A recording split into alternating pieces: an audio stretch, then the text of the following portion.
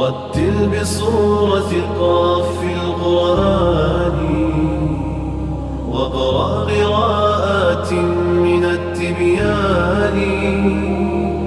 حبل متين مد من رب السماء، فسما إلى العلياء بالإنسان.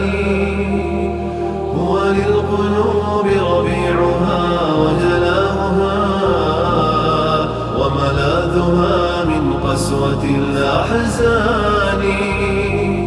وهو الغنى والنور والذكر الذي يسقي القلوب حلاوة الإيمان. هو شافع ومشفع لمن اصطفى، رب الورى من حامل القرآن. الحافظون الماهرون تعاهدوا آياته متشابها ومثاني.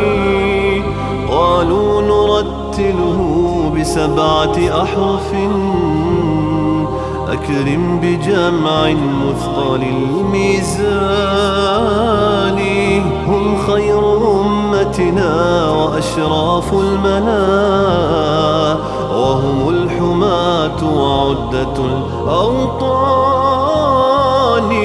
رتل بصورة قاف في القرآن، واقرأ قراءات من التبيان. حبل متين مد من رب السماء، فسما إلى العلياء بالإنسان. هو للقلوب ربيعها وجلاؤها، وملاذها من قسوة الأحزان. وهو الغنى والنور والذكر الذي يسقي القلوب حلاوة الإيمان. الحمد لله الكريم بفضله، هذه بلاد الخير والإحسان. تحمي وتبني بالكتاب شبابها، فهو البناء الراسخ الأركان. لبناته من سنة نبوية، فالوقف والقرآن مجتمعان. نور على نور أدام الله خير وبلادنا عزا مدى الأزمان. بصورة قاف في القرآن، واقرأ قراءات من التبيان.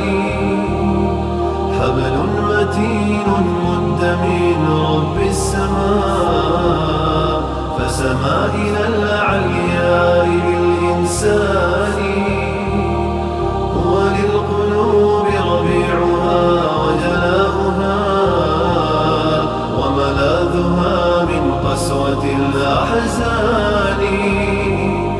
وهو الغنى والنور والذكر الذي يسقي القلوب حلاوة